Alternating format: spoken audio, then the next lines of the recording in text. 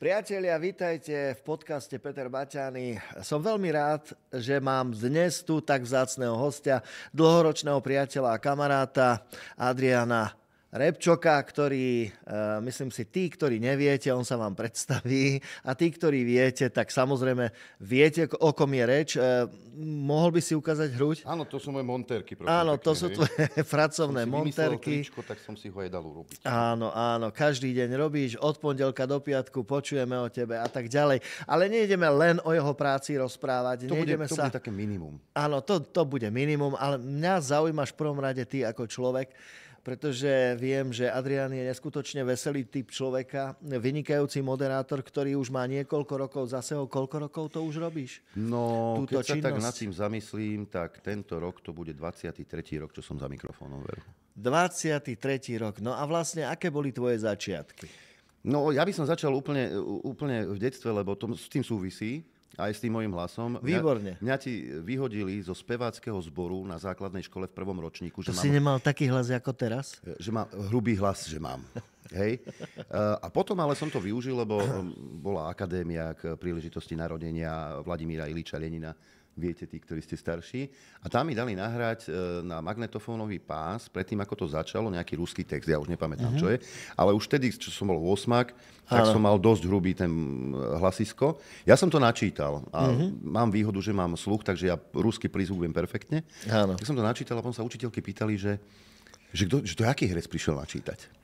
A už vtedy mi, vieš, tak troška ako v tej hlave brnkalo, že však hlas máš dobrý. No a vyvrcholili to vlastne na strednej škole. A tým pozdravujem môjho majstra odborného výcviku Jožka Haspru. Lebo my sme mali kapelu na škole, s Kukom ja som hrával, my sme mali kapelu, že Ľudská faloš. Aha. To ešte Kuko nespieval, ja som hral basu, mali sme speváka, Peťa z Topolčian. A hrali sme sa aj, bola aj kapela Triedna, tu sme hrali na Stužkovej a tento Jožko náš, to bol tiež dobrý muzikant a v toho času DJ. A on mi vtedy hovorí, že Adrián, ty máš perfektný hlas, ešte tie dlhé blondiavé vlasy ala Joy Tempest, že ty kokos, z teba budú tak babi žrať, že poď, že zoberiem ťa. V tej dobe ešte učila mama Maťa Ďurindu na PIFE, teda dnes je to už UKF-ka, učila spev. No čo ja som mal 18, vieš, aký ma bude nejaká týrať. Ale toto mi ostalo, že máš dobrý hlas. A na základe toho veľmi sa mi páčila práca dabingu, že toto by som chcel robiť. Len spolužiaková teta mi odkázala, že Adrián, tam sa nedostaneš len tak ľahko, pokiaľ nemáš vysokú školu muzických umení, odbor herectvo, javiskovú reč, tak si takmer bez šance. Ale je to možné ísť do dabingu, keď ten hlas tvoj bude známejší. A vtedy vlastne už mi začalo šrotiť v hlave, že Adrián, to rádia by si mohol ísť robiť, papulu máš. Mama chcela som mňa právnika, lebo však tebe sa huba nezastaví, ty by si bol dobrý právnik. Ale z toho nič nebolo, lebo vtedy v tej dobe sa za prijatie brali kľúče. Od auta alebo od bytu. Hej. I aj tak, ja som myslel, že len obyčajné kľúče. No, takže ja som v podstate, ja mám učňovku s maturitou, tak som išiel rovno do práce. A na toto som ako si zabudol. Ale v podstate sa hrávalo, veď každý piatok večer, sobotu večer sme brnkali na gitarách. Sme boli vynikajúca partia, čo sme my Somarín povyvádzali po Nitre, o tom idú legendy. Čiže každý večer sa spievalo, hralo. Dokonca chodili sme do jednej hospody, keď sa nám pokazila gitara, tak štangmasty sa zložili na novú, lebo oni v podstate chodievali k nám, kvôli nám do tej hospody. A to bola partia, my sme vlastne, vtedy neboli mobily, že zavolajte, kedy, čo? O 5:30, pátek, dojdeš z týždňovky, sadneš do krčmy a čakáš, kto príde. A už sme chodili so spacákmi, lebo mnohokrát bolo tak, že sme sa zdvihli za pol hodinu, išli sme na vlak, išli sme čo aj na Nitrianske Rudno, alebo niekam. Čiže my sme boli fakt dobrá partia a ja im ďakujem za veľa vecí, ktoré aj oni pre mňa spravili. Jeden z nich je Erik Blaško, ktorý vlastne dokopal do Infovojny, ale k tomu samozrejme prídeme. No a tam som si ten hlas ešte tak teda brúsil. Hej. A potom jedného pekného dňa po rozvode, som už bol asi pol roka, a sedeli sme s mojim kamarátom Palom Mandelom, už nebohý, už nie je medzi nami. A bavili sme sa o tom, že v N-rádiu v Nitre, existovalo také rádio, že N-rádio, tam boli dve, Hviezda FM a N-rádio, že nemá kto robiť. Ja som tedy marodil so zlomenou rukou, jakže nemá kto robiť. No, že nie sú moderátori, že bola tam zbúra, že sa zdvihli teda a odišli. A ja si hovorím, a však prečo by som to nevyskúšal? Nevyskúšaš, nevieš, rozumieš? Tak som zavolal môjmu kamarátovi Tankerovi a hovorím, že či by mi to nevybavil. Ja som o 3 dní bol v štúdiu v N-rádiu kde mi dohodil môjho kamaráta Ďura, vtedy sme neboli ešte kamaráti. A ten chalan bez toho, že by ma poznal Miša, bez toho, že by ma poznal, mi vybavil všetky veci okolo toho, že budem sa zaučať v noci za mixom. To bol základ. Ja potom som sa stretol s riaditeľom, som mu povedal, že áno, že tak teda začnem ako nočný technik. Vtedy sa CDčka zakladali, takže na Fajron takýto štos si musel registrovať po nočnej. To bolo 11 hodín, 4 krát do týždňa. Ale s tým, teda, že chcem počase ísť na mikrofón. On povedal, dobre, nie je problém, uvidíme, ako sa chytíš a tú šancu ti som ochotný dať, ale najprv sa zaučíš a tak. A to ešte bola sranda, lebo ja som bol v tej chvíli, som nemal robotu, ja som prišiel domov a hovorím mame, čo budeš robiť? Ja budem robiť v rádiu. Ty, keď budeš robiť v rádiu, ja som matka Tereza. A ja som vytiahol zmluvu a hovorím, hýbaj si kúpiť, víš to bíle plátno s tými 3 modrými pruhmi, keď si matka Tereza. A skutočne som nastúpil, ale po mesiaci a pol, čo som už robil ako nočný technik, prišla situácia, že bolo treba ísť za a ja po mesiaci a pol som bol skutočne za mikrofónom. Perfektné. Čiže som si buchol po stole, že a teraz si idem ja plniť sny. A tu máte, ukážem vám, že nie som až taký blbý, jak vyzerám. Super. Čiže chalan, ktorý robil u cestárov 6 rokov, s lopatou hádzal, elektromontér, potom som predával náhradné diely na liasky, tak som sa skutočne dostal za mikrofón. No tie začiatky prvé, to bolo hrozné, keby si to mám vypočuť po sebe. No chcel som sa na to spýtať, že v podstate, či tie začiatky boli hneď také excelentné a profesionálne, lebo vieš, ako niektorí moderátori, ktorí prichádzajú za mikrofón, tak majú pocit, že hneď od samého začiatku musím byť absolútne 100% a musím všetko vedieť a všetku múdrosť zožrať, ale ja si myslím, že to je všetko praxou, či nie? Mýlim sa? Ale určite je to praxou, každý, kto tým prešiel, to vie. Aj ten, ktorý by chcel, a teraz nás pozerá tak, že by chcel, že ho to láka, najlepšie je naozaj začať v regionálnom rádiu. Lebo tam sa naučíš všetko. Ja som tam robil všetko. Od teda človeka, ktorý mixuje, po moderátora, nahrával som reklamy a aj som ich mixoval, lebo bolo treba, bolo nás málo. Čiže tam človek robil všetko. Okrem sekretárky a generálneho riaditeľa som naozaj robil všetko. Rozumiem. Samozrejme za tým mikrofónom prvé tie vysvetlenia, že som bol nervózny jak pes. No to je prirodzené. Ja som trémista strašný, chvíľu trvalo. Ty si trémista, prepáč, že som ti do toho skočil, ale ty a trémista, ty máš už v tom hlase takú istotu, že to je až neuveriteľné. Tak to si ma teraz zabil, musím povedať. To ti kafrem do remesla, som aj dobrý herec. To mám radosť. A áno, ja ešte donedávna, keď som sa postavil pred ľudí niekde, tak mňa rozklepalo úplne. Ja mám fakt trému, ale už som sa to naučil, že aj pozerať sa tým ľuďom do očí. Chvíľu to trvalo. Samozrejme, tým, že som Nitrančan a hrdý Nitrančan, nie som síce... Z ktorej časti? Prepáč, že som ti skočil. Ako? Klokočina. Klokočina. Pozdravujem. Na Klokočine som býval, tam som vyrastal, tam starý otec vybavil byt. Ale nenarodil som sa v Nitre, narodil som sa v Krupine, čiže som rodený Stredoslovák, ale vyrastal som v Nitre, čiže tá Nitra je pre mňa... No, čiže Slovák, ako sa patrí. Ja ako všude zdejší som teraz, bývam v Šamoríne. Ale tým, že som Nitrančana, tá Nitrančina, to je naozaj krásny jazyk, z ktorého čerpajú... Nestem, nebudem. Vzor Breskyňa, áno. Pavlo Milo vedľa umývadla. Ale tým, že som Nitrančan, ale zase mal som dobré základy zo slovenčiny, sme mali vynikajúceho triedneho na strednej škole, ktorý nás cepoval. Tak postupne som sa do toho dostal. Mnohokrát mi riaditeľ došiel do štúdia pokývať hlavou, že tie nitránske výrazy, prosím ťa, daj volať aj inde. A potom neskôr sa mi rehotal Mravec, kolega, keď v Expresse, že prosím ťa, Adrián, ty to ako robíš? Však tebe zasvieti červená, ty ideš krásne. Dodržuješ bodky, čiarky, dlžne, pauzy, všetko ako má byť. Zhasne červená a vyprávaš, že posledný nitransky kočíš. Ja neviem, jak to robí. Ja neviem. No. Ja neviem. A pev si? Či nepev? No, keď už hovoríš o výraz tomto... nitransky. Poďme k tým príhodám.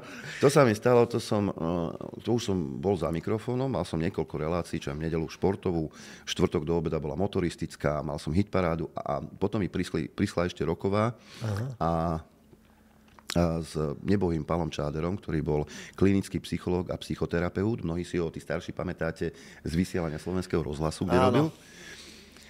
A ako som sa k tej relácii dostal, to je na knihu. No, myslíš akože k Infovojne konkrétne? Nie, k tejto relácii s týmto Čáderom. Aha. Lebo to som sedel, bol piatok večer, tak čo robí normálne? Nitrančan sedí v hospode a nasáva. Hej, tak sedeli od asi také 5:00 a mne o 6:45 volala kolegyňa Beata Tábiová No ale že strašne zachrypnutá. Že Adrián, prosím ťa, nevládzem a s tým Palom Čáderom by si ako nemohol spraviť reláciu. Kedy? Že teraz o 7. Čo sa ty zbesnila? Však ja mám 6 pív v sebe. Ale hovorím, Beata, rád by som ti pomohol, lebo ja som si taký blbý, neviem povedať, nie. Ale ozaj, ako toto by bolo dosť cez čiaru. Ale nebol som ešte brblavý. Ale Beata, ja som už volala každému, nikto nemôže. Piatok večer. No, jasné, piatok večer. Tak som sa zdvihol. Ja som to mal na pešo asi 15 minút do rádia a skutočne s tým Palom Čáderom som si sadol za mikrofón. Ešte hrala muzika, tá posledná pesnička pred vstupom. A hovorím, pán Čáder, tak čo, akú máme tému? Že alkoholizmus. Takže začali sme vlastne tú reláciu, teda tým. A ty 6 pív v sebe. Ale hral som to dobre. A si predstav, že teda, ako sme sa bavili o tom, že áno, že keď má alkoholik problém, musí si to najprv uvedomiť on, keď to chce riešiť. A tým sme končili vstup. Zahral som 2 pesničky, cigaretka. A teda aby som obnovil to, čo bolo povedané v tom predchádzajúcom vstupe, tak hovorím tak, dobre, pán Čáder, som alkoholík, chcem s tým niečo robiť. Čo mi bolo potom až povedané, že v krčme vybuchla celá sála. Adrián sa priznal konečne. Skutočne sme tú reláciu dorobili celú a vtedy Palo Čáder povedal, ale ja chcem ho teraz robiť s tebou. Wow. No a mňa v krčme čakala fľaša koniaku od majiteľa, že za to priznanie to stojí. Takže aj to Medrádiu sa porobili také, a to sú fakt, to je čaro nechceného, lebo to bolo regionálne rádio, kde naozaj každý robil všetko, čo mohol. Hej? A mnohokrát sme zaskakovali jeden za druhého aj týmto spôsobom v reláciách, tak si sa dostal aj k zaujímavým ľuďom a bola to taká malá vysoká škola, nie života, ale toho rádiového vysielania a z toho som čerpal a potom aj neskôr, lebo tam naozaj bolo, keď bolo treba niečo robiť, tak to človek išiel robiť. Uh-huh. To nie, že nie. No, čiže to bol to urobiť musí. Áno, čiže to bol taký tvoj začiatok rozhlasový. A koľko si tam pôsobil? V Rádiu som bol od roku 2002 do 2005. V podstate 3 roky. A za tie 3 roky ja som zažil toľko vecí, že naozaj by sme tu mohli sedieť, ale aspoň nejaké veci vypichnúť, lebo sme si tiež vymysleli, že komedy, že to spravíme na Silvestre, že to bude púšťať. Roman Valkovič, tvoj kolega herec zo Starého divadla v Nitre, Roman ten volal a sme sa potom za to hanbili, lebo nejakom starému profesorovi, 80-ročnému, Roman perfektne vedel napodobňovať Václava Havla. A on mu zavolal, starý pán bol neskutočne šťastný. A potom hovoríme, chalani, ale toto nepustíme von. A možno starému pánovi sme urobili pekný večer. Áno, áno. No. Ale potom som chytil mikrofón ja a priznám sa, že chalani, ktorí boli so mnou, tam aj Roman, tak sa válali po zemi, lebo ja som si vymyslel, že idem volať do pohrebných služieb. Ale chytila sa až pani v 5. pohrebnej službe na to, čo som na ňu mal prichystané. Lebo ja som volal maďarským priezvukom, rozumieš ma? Prosím vás, viete čo, ja som z Veľkého Medera, viete, preto volám aj do Nitry. Strašná tragédia v rodine stal, hej. Však ako sestre Valike, ona nemôže ani rozprávať, tak preto vybavujem ja, viete. No tragédia hrozný, aby ste boli v obraze, viete. Valika mala akože, céry, oni takto zrostené hlavou boli, viete. 29 rokov mali. No tak, tie dievčence moc toho, čo mohli, porobili, pomotali sa. Valika ich mala strašne rada. Ale nikto Mederi nevie, viete. Máme vysoké ploty a tak sme nechceli, že nový čas a takto podobne. To sme nechceli, tak by som vás chcel poprosiť, viete, ani nechcem, aby v dedine vedeli, lebo, viete, Valika nechce rozdeliť, viete, aby bol lepší pohreb, nechce oddeliť, lebo... Pokračuj. Viete, nechce rozdeliť. No však tá jedna dostala zápol plus druhá pošla po nej. A ona mi to žrala. Ďuro Černý neskôr mi povedal, že teba by som ti zožral všetko. Takže ja som, aby si bol v obraze, ja som vybavil pohreb v noci, aby v Mederi nevedeli. Ja som vybavil truhlu 4,20 m, aby ako dievčance mohli tam ležať spolu. Dvojité dno, lebo predsa každého malo tak 90 kg. Počkaj, to je neráchvi, čiže dvojité dno, hej? Dvojité dno. Lebo mali každá 90 kg pohreb v noci. A teda na záver, akože čo, už šťastný, že som to spravil. A neviem, prečo ja som dal svoje telefónne číslo. A teraz mi už rozjeli, nahrávali sme ďalej, Jimmy Hop, Giovanna, išlo sa na pivo, úspešný večer, nahrali sme toho viacero. A teraz mi niekto volá, ja dvihnem, že dobrý večer, že my sme už v tom Veľkom Mederi, kde je tá Kreškecio 333. Ja neviem, ja som z Nitry, ja zložil som. A ako sme to odvysielali, ale nikto sa... Nechytil? Nikto sa neohradil. No, bolo to troška cez čiaru, ale celkom nás to pobavilo. By sa ale verím, povedať. No jasné. Celkom nás to pobavilo. Ľudia robia kadejaké srandičky. No, a vlastne to už bolo ku konci, jak som bol v Rádiu. Áno. To si vymyslelo vedenie, že budem robiť Fox Terriera. Čo to znamená? Že ja budem vlastne vysielať z ulic mesta Nitry. Aha. Od 6. do 9. som behal s mikrofónom a potom od 15. do 18. Aha. Robil som rozhovory, ráno som robil prehľad tlače, som mal vybrané stánky, tu už babi ma mali rady, už aj kávu mi mali nachystanú. To som chodil s Peťom Docim, ten šoféroval. Aha. A pýtal som sa rôzne ankety v uliciach, ale mal som robiť aj nejaké šovky.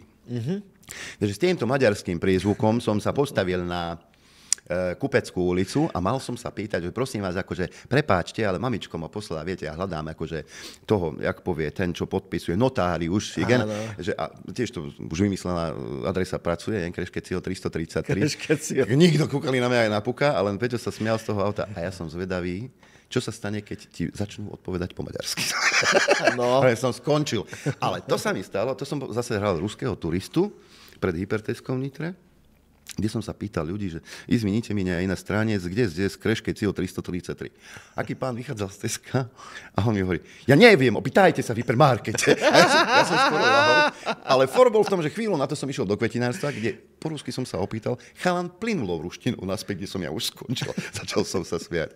Alebo si pamätám, že sme robili súťaž. Ja to som sa postavil pred Tesco, pred Hyper, úplne oproti vchodu. A teda som vyhlásil, že kto chce súťažiť, nech príde, že tam bolo 30 pív nejakých, alebo tak, odmena.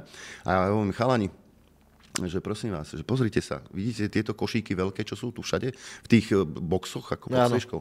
Že hej, ale ja nechcem ten. Ja chcem ten, ktorý je vnútri v Tesku, tie malé košíky, čo majú aj tie one, čo zvonia. Tak oni sa ti rozbehli obidvaja. Chytili tie košíky a utekali von, to začalo pípať. Za nimi SBS-kári. To bol pohrad pre Boho. Chytil ho, drápal mu ten košík. Ja súťažím! Tak dobehli, potom som sa ospravedlňoval, že to bol taký spontánny nápad. Alebo som aj robil také blbiny, že mal som normálny mikrofón, cez telefón, a že som tiež akože som prišiel, a to som si fakt vyberal moju váhovú kategóriu alebo ženy, lebo dostať od nejakého magora veľkého popa. A čo si vlastne, pokračuj. Čo som, aby som bol v obraze. Prepáčte, ja som z malej dediny tuto pri Nitre a my ako v tej jednote nemáme tieto veľké košíky. A mne sa to strašne páči. Ako keby ja vám to budem tlačiť, dobre? Nechcem od vás nič. Keby si videl tie pohľady. A takýchto blbín sa narobilo v tom meste. Raz som dostal aj kabelkou, som sa pýtal jednej pani niečo. A bolo to celkom zaujímavé. Som sadol a som stopoval. A for bol, že ten chalan mal naladené to neradný, ale to mal potichšie. A viedol som s ním rozhovor, ktorý išiel rovno do éteru. A potom som teda povedal, že o čo ide a bol šťastný a dostal odmenu. Ja som takto robil s Jožom Pročkom. Je to možné, skrytá kamera, takže tiež som zažil kadečo a tiež som tam rusky akože s tým prízvukom, lebo pretrhol ten jeden, na ktorého sa to tak našilo, tak kopal vlastne také tie járky na káble pre našich týchto mobilných operátorov a podobne. No a kadejaký kábel sa vždy strátil v zemi, no a bola taká jedna situácia, že jeden z takýchto pracovníkov sa neskutočne bál, že pretrhne nejaký dôležitý kábel. To boli veľké pokuty. No a tak sme toto na ňo našili, lenže my sme to trošku prepískli a to v tom slova zmysle, lebo akože pretrhnutý kábel, samozrejme to sme na ňo nahrali. On prišiel ako majiteľ firmy, že čo, jaký kábel? No, kopec žil, pozri sa, takto jedno z druhým. Ale že najhoršie je, že už sú tu policajti. A teraz policajti to riešia. A čo riešia pre pána Jana? No, viete čo, tento kábel ani není nikde v zemi akože označený a zdá sa, že tento kábel bude veľmi dôležitý. No a ja som mal zase funkciu prísť ako tajná služba ruská. Vystúpil som z auta, došiel som k nemu a vysvetľoval som mu, že izvinite, ale to vaša firma takto pretrhla kábel. No áno, a o čo sa jedná? No to je priamy spoj medzi Moskvou a New Yorkom. Nie Washingtonom, New Yorkom. Rozumieš ma? Amerika, to sú vážne informácie, detaily. No dobre, my sme sa síce hrali, ale ten dotyčný, ako náhle toto počul, chudák. Lebo v tom robil a ja ti vysvetlím prečo. Počúvaj, ja som len videl, jak padá a už som normálne mal strach. A tam bola jedna taká situácia, keď už som nevedel, ako ho upokojiť, vieš, lebo som videl, že to môžeš ísť po istej hrane, ale už potom vráca späť, nemôžeš ďalej. No a jak to bolo nastavené v zemi, lebo vybagrované a také dva kúsky káblov, akože pretrhnuté a tie žilky ako trčali, tak ja už som nevedel čo, tak som mu povedal, že nič sa nestálo, pokojne choď dole do jamy. Keď každý jeden kablík zapojíš, necháme to v utajení.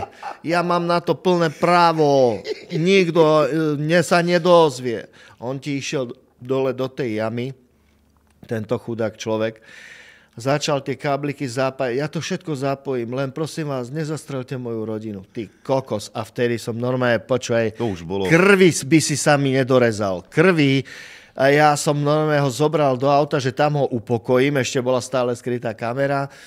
Ten už len ruky dvíhal. Hovorím, nie, kľud, nič, všetko v poriadku. Tak som zobral hneď pred auto. Tam bola. On nevidel takto kameru, jak ty tu teraz. On ju normálne nevnímal. Nie, on bol v šoku. No, ja ti vysvetlím, prečo. To je, potom mu vysvetľujem, že to nie, že nič si zle nespravil, všetko je v poriadku a toto je skrytá kamera. Ja sa takto opieral toho auta. Ty kokos. Keby bol slabší na srdce, kamarátko. No, takže toto je niekedy skrytá kamera a dávajte pozor na to, čo robíte, lebo fakt to nie je sranda. Nie, a ja ho chápem, že bol v totálnom šoku, lebo ja keď som robil cestárov, tak samozrejme na tieto káble sme si museli dávať pozor. No. Pamätám si, to bol kábel do Topolčianok, do zámku, ktorý bol živý doteraz, lebo stále je to prezidentská rezidencia. Aha. Čiže to je alebo medzinárodné komunikačné káble. Áno. Ty keď ho pretrhneš, do 5 minút má nad sebou vrtuľník. A tam ideš natvrdo do basy, takže ja sa vôbec nečudujem.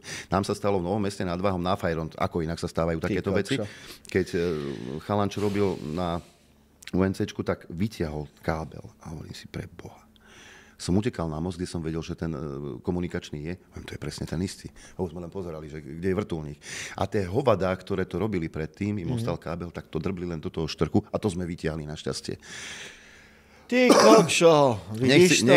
Nechci vidieť, aký sme boli prefarbení. Nechci. To verím, že potom ste aj v ten deň asi riešili úplne niečo iné, ako pokračovať. Tekuté antidepresíva boli, lebo vážne to nebola sranda. Aj taký blbú telefónnu linku, keď si pretrhol niekde, tak to tiež došiel spojaz, sme pretrhli v Urbanove. A došiel, že od 0 do 200 000 je pokuta. Ty kokšo. A hovorím, a čo je tá nula? Naša fľaša koniaku. Ak on to zapojil a bolo dobre, tak sme sa samozrejme zložili. Áno. Ale už som pri tých cestároch, niekto si povie, že robil s lopatou, ale ja vám poviem, ľudia moji, že ja som tam našiel toľko múdrych ľudí, ktorí nemali maturitu. Boli tam aj ľudia, napríklad na Belorusi robil pán, ktorý bol podplukovník Československej ľudovej armády. A na dôchodku si takto splnil sen a robil na Bieloruse. Ale boli to ľudia, či už Novozámčania, Trnavčania, toľko múdrosti životnej a ľudskej a tej dobroty, ja ťažím z toho doteraz. Naozaj, ja som sa pri nich naučil strašne veľa, aj keď som tam bol najmladší. Ale oni ma brali ako takého ich syna, ma učili. A naozaj, ja som vďačný za tie roky a odtedy ja si vážim ľudí, ktorí robia manuálne. Nikdy som sa nehanbil za to, ani sa hanbiť nebudem. A naozaj to mi do života dalo strašne veľa. Keďže ja som sa za cestárov vyučil a ja som musel 4 roky odpracovať. To je to duálne vzdelávanie, víš, na ktoré teraz presne prišli. Tak, ako objavili teplú vodu. Teplú vodu, a ja som lebo v tej dobe, ja som ešte, keď som išiel na prax, lebo ja som 4. ročník maturitný, týždeň robil, už s chlapmi, s ktorými som potom robil, a týždeň som bol v škole. Našťastie v Moravciach sa vtedy rekonštruoval celý stred a tie preťahy, takže som robil v tých Moravciach, keď ma profesori videli na tom hone vzadu na kapote s lopatou, tak sa rehotali, že ty tam čo robíš? A ja praxujem, pani učiteľka, praxujem. Ale veď nie sa za čo hanbiť, za prácu sa nemusí človek hanbiť, respektíve nemal by sa.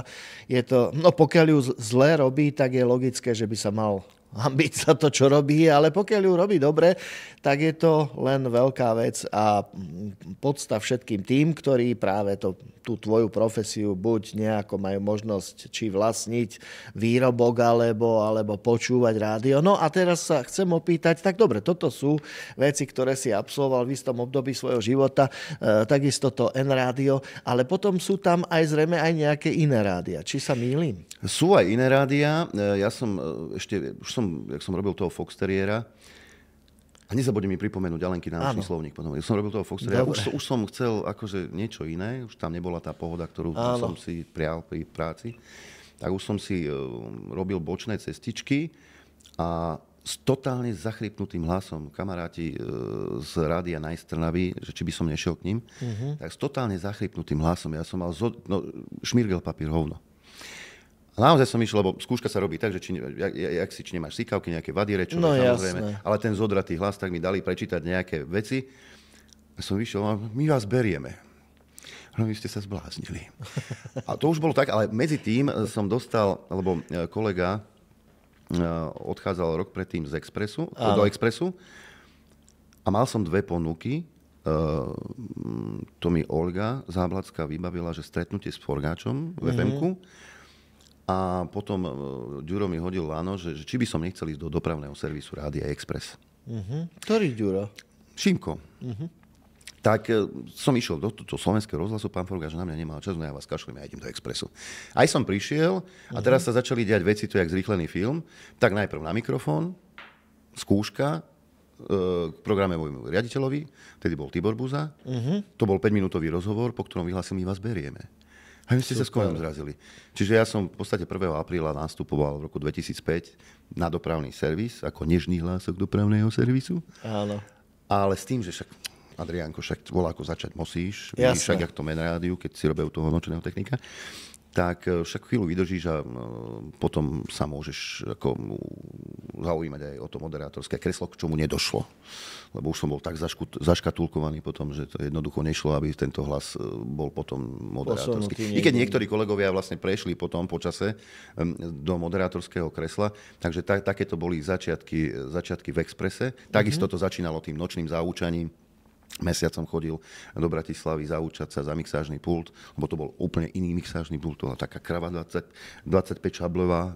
Ale ono to len strašne zložito vyzerá, ale pritom je to veľmi jednoduché. Aha. To máš jak klavír. Fakt? V podstate, ja keď som zaučal potom ďalších ľudí za tým mixážnym pultom, ja som ich posadil o polnoci za ten pult, ja som odmixoval najprv správy, lebo to nie, a začal som ich učiť.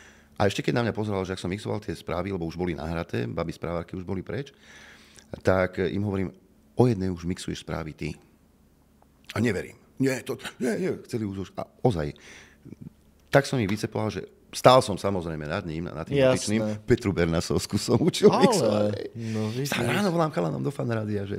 A naozaj o tej jednej už tie správy boli schopní odmixovať a hovorím, netreba sa toho báť. Vyzerá to naozaj zložito, ale nie je. Je to veľmi jednoduché. Aj keď je tam 8 dekov, 8 šablí, ktoré sú živé, z ktorých sa hrá. Potom tam má 4 mikrofóny. Hej, čiže tam bol správár, dopravný servis, tvoj mikrofón pre hostia. Hops, to som nemal. Ospravedlňujem sa zvukárom. To je, neboj, všetko je v pohode. Všetko hrá na 110. Áno. Takže tie začiatky boli naozaj, jak v každom rádiu, zvykať si na kolektív a tak ďalej. Doteraz mám priateľské vzťahy, sem tam si napíšeme s Norom Dolínskym napríklad.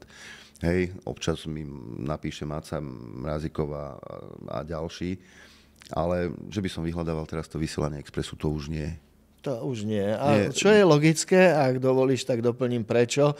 Z jednoduchého dôvodu, pretože vznikol nápad a myšlienka s tvojim kolegom Norom Lichtnerom. Toto je tiež ďalšia história. A založiť si akési rádio Infovojna. Najprv to znelo tak veľmi, by som povedal, aspoň z mojej strany, dosť tak bojovne, tak údernícky. Infovojna, vieš, znelo to tak natvrdo, alebo tvrdo, nekompromisne. A prosím ťa pekne, ako a v ktorom roku vznikol tento úžasný nápad Rádio Infovojna? To vlastne vychádzalo z tej informačnej vojny, ktorú robil Noro Lichtner v Slobodnom vysielači, kde večer vysielal. On nepoboskaný rádiovým vysielaním, to je čistý samoraz. On v tej dobe, ja som odišiel z Expressu v 2011 v auguste, potom som ešte chvíľu robil v rádiu Aligátor v Bratislave, rokovom. A potom mi žena dávala, som aj masíroval nožky, víš, po večeroch. Spravil si masérsky kurz, ja som si ho spravil. No ale ako mňa baví robota s ľuďmi, ale tak som si v hlave hovoril, že počujem, Adrián, ty si taký blbec. Vieš to robiť, papulu máš, hlas máš. Prečo ty to nerobíš? Presne. Však ty si našľahaný. Tak som rozmýšľal, ako aj som počúval ten Slobodný vysielač, potom už mali aj bratislavské štúdio, že sa ponúknem nejako. No ale v tej dobe odchádzal Noro z vysielača a začal zakladať, že túto kúsok bola, InTV, kde mal pre tú televíziu robiť spravodajstvo. A ja som si to rozklikol, že hľadajú do dabingu. Super, konečne sa dostanem k tomu dabingu. Tak som aj prišiel na konkurs, mnohé známe mená neprešli. Ale aj tiež, bola tam nejaká detektívka, začal som to robiť a som videl, že to Norová žena robila, bola šéfka dabingu. Že, toto nie, viete čo, dajte mi tam rozprávku. Áno, tam zistíš, áno, veľmi rýchlo. Mackouško, prasiatko nám zbúralo hrad. Prasiatko, prečo si deťom zbúralo hrad? No čo? No a už som bol ich, ale potom prišlo k tomu, že aj som nadaboval jeden dokument a verte či neverte, za strašné peniaze. Toto ani na kávu nebolo. Ale prišlo k tomu, že vlastne kvôli tam spolumajiteľovi InTVčky tam nabehla NAKA a celý ten projekt sa zrušil. Padol jak gaťa. To bolo niekedy na jar. No a tento môj kamarát Erik robil vlastne obchodiáka pre InTVčku a mi volá, že počúvaj sem, však Noro zakladá rádio. Že nebuď debil, chcel som povedať iné, to, čo mi povedal, nebudeme vulgárni. Nebudeme presní. No, nebudeme presní. Nemusíme byť historicky presní v tomto momente. Prosím ťa, zavolaj tomu Norovi, že ty chceš ako to rádio. A ja som vedel, že on vysiela večer aj s Ľubom Huďom, alebo tam má hostí. No a v tom bežnom rádiu, to ranné vysielanie, to je prime time, jak svinia, tam ozaj sa dostane len ten najlepší, z najlepších z toho rádia dotyčného. Ja som si na drzovku vypýtal to ráno. Ono pôvodná myšlienka, a Noro mi povedal, že dobre. Ono tá pôvodná myšlienka, ja som nevedel, ako to budem koncipovať celé dopoludne, vtedy, lebo som to robil sám 3 roky. To sa vyvíjalo v čase, hej, aj hostí potom a tak ďalej. Čiže som si to ráno vypýtal, aj som odvysielal dokonca, alebo 1. novembra sme mali spoločnú reláciu, kde sme predstavovali ten projekt. Tam už som sedel. Potom som 16. novembra odvysielal jednu reláciu, 18. ďalšiu. Na čo mi Noro po obede volá, že žiaľ, musíme sa z tých priestorov na Vajnorskej starej vysťahovať, či viem vysielať z domu. Vieš čo, z domu nie. Ja som mal masážny salón v tej budove, kde ma dnes našli. A hovorím si, vieš čo, že z domu nie, ale že môžem vysielať od seba zo salónu. Tak sa aj stalo, že vlastne, a to je veľká, a to keď som povedal mojej žene, lebo normálna žena, keď jej povie, že ideš takéto niečo robiť, si zaťuká na čelo a povie, počúvaj, som starý, nevymýšľaj chrapiny, hýbaj volade si nájsť robotu a zarábaj normálne peniaze. Choď do konzervárny tlačiť paštiku do konzerv. No, hej. A moja žena mi sama len opýtala, čo k tomu potrebuješ. Čiže od začiatku vlastne som si, vlastne po ten celý čas, čo sme spolu tú podporu, tak sme nakúpili taký L-kový stôl, ten je teraz v Nitre niekde, pozdravujem Mária, ktorý chce robiť nitranské rádio, som mu tým pomohol. Tam bolo 2 mikrofóny mi Noro dal, streamovalo sa z laptopu mojej ženy, ktorý má pokazenú obrazovku. V Senci som kúpil v jednom obchode, kde predávali repasované počítače, ďalšie 2 počítače, 2 monitory za smiešný peniaz.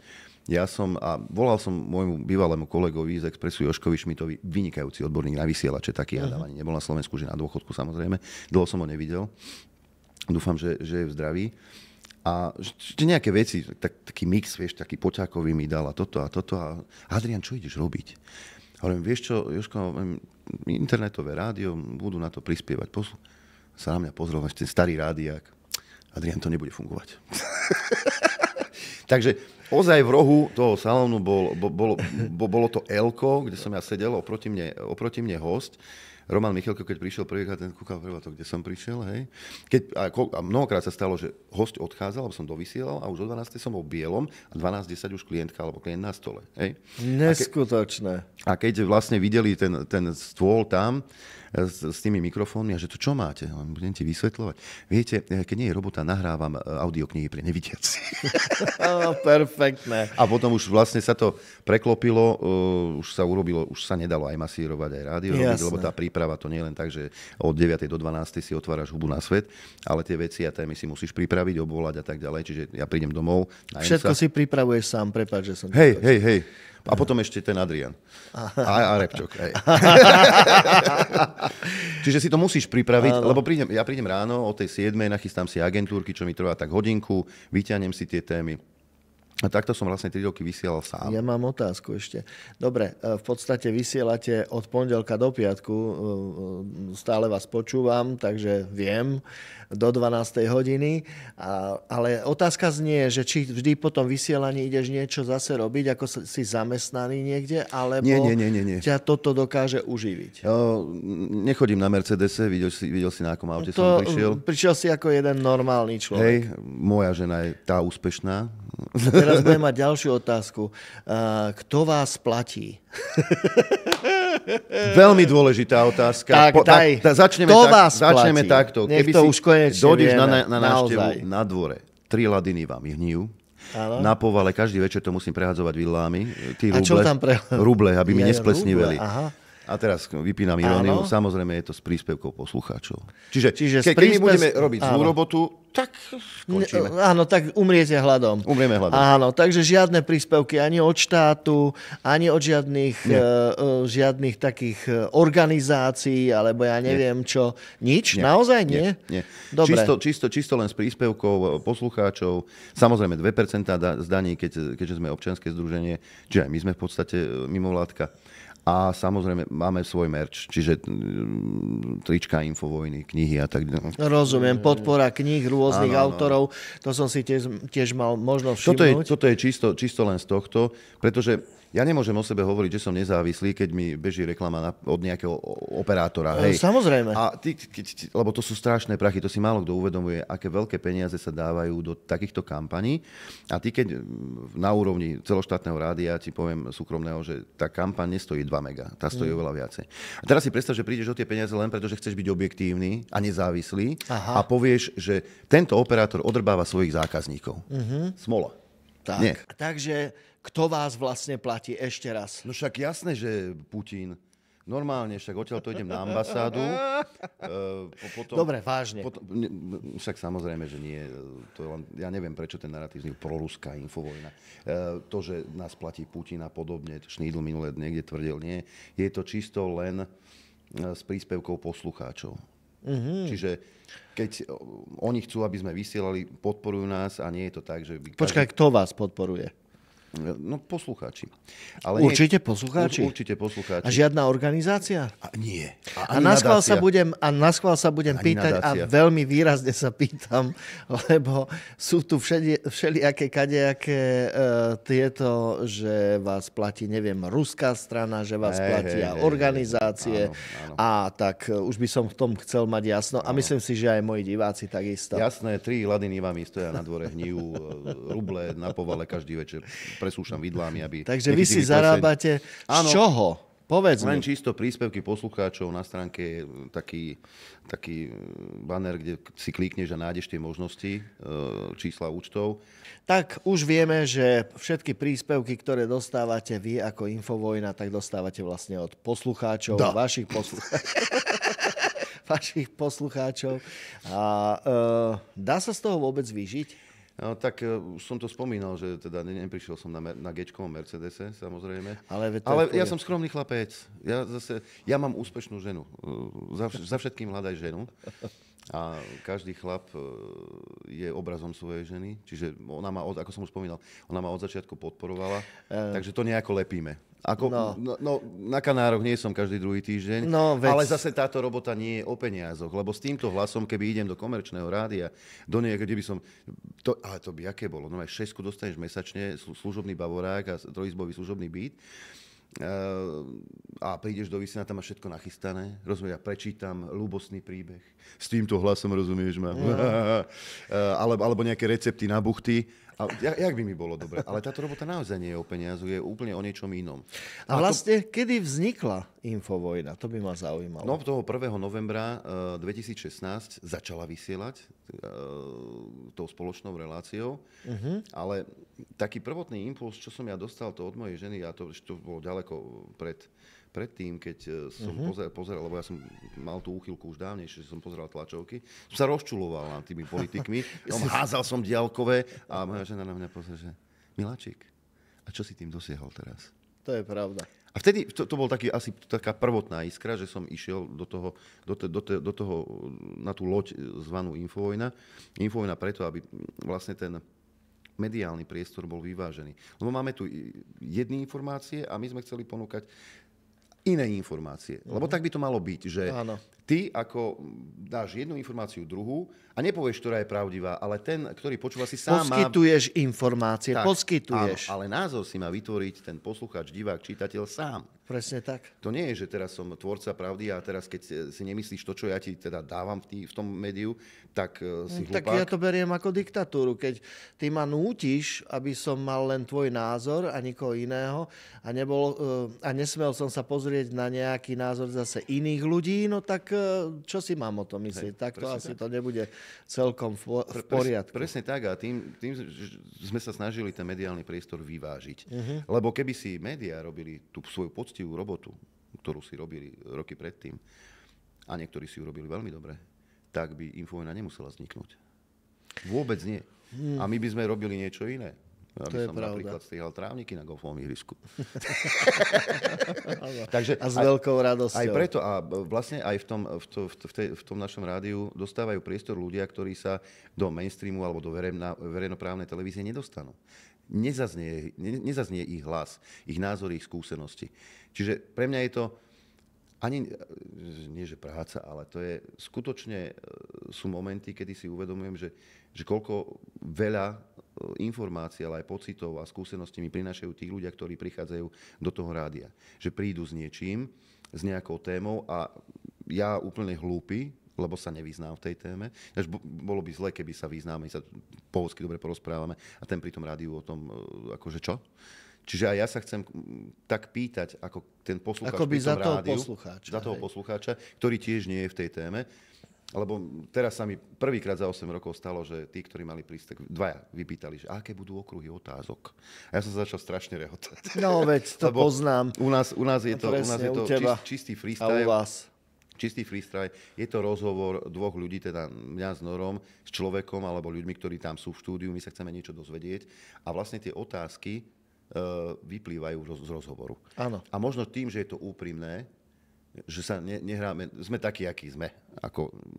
Pýtate sa, ako by sa pýtal každý bežný občan na to, čo si v podstate o danej problematike a veciach myslí. Tak, a nehráme sa na nejakých mudrlantov, ale sme takí, akí sme, čo je oveľa úprimnejšie. A je to lepšie. A je to uveriteľné. Aj čitateľnejšie. Ďalšia otázka je na vás v podstate. Vy si pozývate len jednostranne hostí. To znamená, že ja neviem, keď sú vyznávači nejakej politickej strany, tak len z tej politickej strany, alebo ako to v skutočnosti ja by som bol rád. Lebo vás zadeľujú len k jednej, by som povedal, strane, alebo politickým nejakým stranám. Za tých 8 rokov sme už boli Kotlebovské rádio, už sme boli Harabinovské rádio, už sme boli antivaxeri, už sme boli všetko. Najnovšie nás platí SNS, že vraj, som sa dozvedel, a že sme Smerácké rádio, vládne rádio dokonca. Čiže ja tieto nálepky vôbec neberiem. Ja by som bol veľmi rád a pozri sa, pred rokom 2020 nikto z koalície a nikto ani z opozície vtedajšej. Tí politici sa tam moc neukazovali. Prvý snáď, kto bol. Veď vás aj chceli, keď bola predošlá vláda, vás vlastne chceli zrušiť. Veď dokonca ste chvíľu ani nevysielali. No, my sme vysielali. Či? Áno? My cez Telegram a potom vlastne my sme naučili dôchodcov používať VPN-ku a tablety. Nie Veronika Remišová. Ale v podstate, jak začal ten rok 2020, tam prišlo k tomu, že Ľubo Huďo odišiel od nás. Áno. Nie, nebol vyhodený, odišiel od nás. A teraz sme riešili s Norom, že ako ďalej. Či ja budem pokračovať v tom dopoludní sám a on tých večerných hostí. Ale potom sme to vymysleli tak, že začneme vysielať spolu. A ja som Nora presvedčil, že je lepšie vysielať ráno ako večer. No, a o 11. ešte vypínať a tak. Tak to pochopil, tak sme začali a začalo to fungovať. To bol vlastne nejaký január 2020, to ešte korona len klopala na dvere. A začali sme spolu vysielať a naozaj my sme rozdielni obidvaja. Noro je taký zemitý a ja som ten, ktorý vyšiel z tých rádií, že taký uhladenejší, aj keď v mnohých prípadoch to nie je pravda. Ale začalo to fungovať. A začali sme robiť tie dopoludnia vlastne od toho januára 2020. Prišla korona, Matovič začal vyvázať, toto všetko sme komentovali a možno aj niektorí politici pochopili, že aký dosah máme my. Niekto múdry mi raz povedal, že Adrián, vy ani netušíte, aký máte dosah. No toto som sa ťa chcel spýtať. Som sa zbláznil. Že vlastne, aký máte dosah? Koľko ľudí vás počúva? Ťažko, no to keď ti poviem, tak by som ťa musel zastreliť, ale nesrandujem. To by vedel Maťko a Kupko povedať, že koľko tých poslucháčov je denne pripojených len na našej stránke, ale tam máš potom ešte 12 streamov, ktoré vidíš len signál, ale jak sa tam rozvetujú, ty netušíš. Áno. Potom mnohí ľudia si strihajú tie naše hlášky a púšťajú ich do sveta cez svoje YouTube kanály, cez TikTok a tak ďalej. Čiže ich môže byť veľmi veľa. Ale ja si tak hovorím, že ako asi rástla tá počúvanosť rádia, lebo keď sme začínali v tom 16., tak v 17. sme začali robiť stretnutia s poslucháčmi a to naozaj bolo tak, že ten poslucháč vždy vybavil nejakú miestnosť alebo tak a čo mala kapacitu 100 ľudí a teraz sme vyhlásili, že vtedy bude v Banskej Bystrici, že hláste sa, tak tie 2 týždne postupne tá kapacita 60 sa plnila, v stredu sa to uzatvorilo a boli sme vybavení, stretli sme sa, hej. No ale potom prišla situácia, kedy, a to už bol 21. rok, kedy sme... Sa to začalo tak zvláštne hrotiť, že? Tak zvláštne, nie, ale že sa to začalo nabaľovať. Bol v slovenskom právne, lebo s pánom Luptákom, on tedy vybavoval, teda, že vybavil tam u neho, že nejakú kultúrach, že tam je 200 ľudí, by sa zmestilo, tak sme to vyhlásili, no len za hodinu sa prihlásilo 400. Tak Noro volá, že... 400 máme prihlásených. Zohnal už je 800 prihlásených. Tak nakoniec sa to spravilo Slovensko právne v amfiteátri, kde prišlo zhruba mojim odhadom asi 1200 ľudí, čo nás úplne dorazilo, čo okomentovala naša kolegyňa. No, týmto dňom sa skončili stretnutia s poslucháčmi. Odteraz sú to festivaly poslucháčov Infovojny. No a teraz robíte ešte takéto stretnutia? Hej, robili sme a robíme, samozrejme odtedy robíme, vždy zhruba v júni. Napríklad minulý rok v Júri nad Hronom bolo tam 3-krát nás chytila búrka, dovtedy sme mali vždy... To viem, aj som dokonca toto zaznamenal. Tam tiež bolo nejak 1200 ľudí. Boli sme aj na východe, tam to bolo pomenej, nejakých 1500. Zlaté Moravce, tie bývajú najsilnejšie, tam okolo 3000 ľudí chodí. Čiže je to festival normálnych ľudí. Naozaj, tie ľudia sa tam posadajú, porozprávajú sa. Mnohokrát zistia, že sa zbadajú. Čo sa tam deje? Nie, zbadajú a sused. Z tretieho domu na ulici. Úžasné, aj ty? A ja, alebo z paneláku sa tam stretnú ľudia. Alebo rodina, čo sa dlho nevidela. A je to veľmi milé a my sa snažíme, však áno, samozrejme, každý ti chce podať ruku, odfotiť sa, je to príjemné. A áno, my sme za to rádi, ako poviem na rovinu, je teplo, je to únavné, ale neskutočne to nabíja energiou. A ja som za každý ten pohľad ďakovný, za každé to podanie ruky nesmierne vďačný. Lebo mnohokrát prišli aj ľudia za mnou, že teda počas tej korony, že Adrián, že ja som si myslel, že som blázon. Všetci naokolo im drbalo z tej korony. A teraz som našiel vás a ja som zistil, že nie som sám. Toto je veľmi dobré. Hej, že v podstate, že ste vytvorili ten priestor pre ľudí takých ako ja. A za to ďakujú. A stane sa mi, že príde za mňou pán v obleku evidentne z akademického prostredia, okolo 70 rokov, príde, nič nepovie, len ti stisne ruku a povie ďakujem. To je úžasné. To je naozaj úžasné. No, áno. Áno, môže byť, že ja si neuvedomujem, že až aký dosah a čo všetko tým ľuďom dávame. A možno je to dobré, lebo by som sa zbláznil, alebo by som bol namyslený. Ty asi ťažko. Nožičky na zemi. Ale je to tá spätná väzda, že to, čo robím, má význam, tým ľuďom niečo dáva, pomáha im a vlastne sme ako jedna rodina. Lebo oni naozaj na teba pozerajú ako na niekoho, kto je z rodiny. Lebo ja som aj s Norom, my sme každý deň v tej obývačke alebo v kuchyni. To je pravda. Niečo o tom vieš. Niečo o tom viem, samozrejme. A je zaujímavé počúvať, že vy nie ste takí, ako by človek si myslel, no inak kopec politikov bolo u vás. To je veľmi zaujímavé. A kopec politikov potom akoby zabudlo napríklad na vaše rádio alebo na vás. Čím to je, myslíš si? Že je to politickou stranou, do ktorej sa nejako dostali, alebo potrebovali niečo iné riešiť, alebo čo? Ale to je v úplnej menšine. Čo sa týka Noro, keď robil Slobodnom vysielači, tak k nemu chodili, a to bude prekvapením pre niektorých, ktorí si to nepamätajú. Bol tam Sulík. Prosím, Sulík, normálne? Bol tam Krajniak Milanko. Aj Milan Krajniak? Aj Boris Kolár bol, áno. No, potom už, keď Noro tam nebol, dokonca pán Klus vyšplhal sa po chrbte Borisa Koroneho, Martin do politiky, ten tam chodieval tiež. Dnes už to nepriznajú. Čo sa týka, áno, pýtal si sa, že politici. Oni sa naučili chodiť po tom roku 2020. Takou prvou lastavičkou bol možno Andrej Danko, asistentka Zuzka, ktorá napísala teda mail, že rád by prišiel. Ale potom začali chodiť aj či zo Smeru, aj z Hlasu. Z Hlasu bol len Eštok. Ale čo? Pred voľbami len. No. Áno.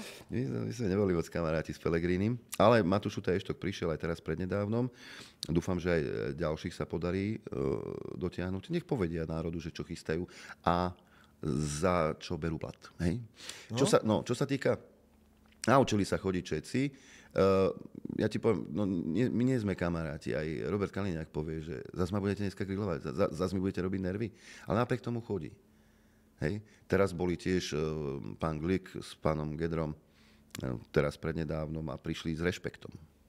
Čo som sa čudol, tak dobre, som starší o niečo. To nebude tým. To je asi tou profesiou, ktorú robíš už veľmi dobre aj s Norom.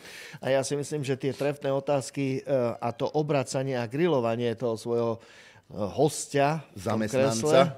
No, v podstate zamestnanca, áno, tak je dostatočné a niekedy by som povedal dôsledné, tak by som to nazval. Ale vy ste pozvali už niekedy napríklad niekoho z protiláhlého tábora, keď to takto mám hlúpo povedať, ako PS, Progresívne Slovensko, alebo SAS. Nemyslím teraz tú bojovnú skupinu z Anglicka,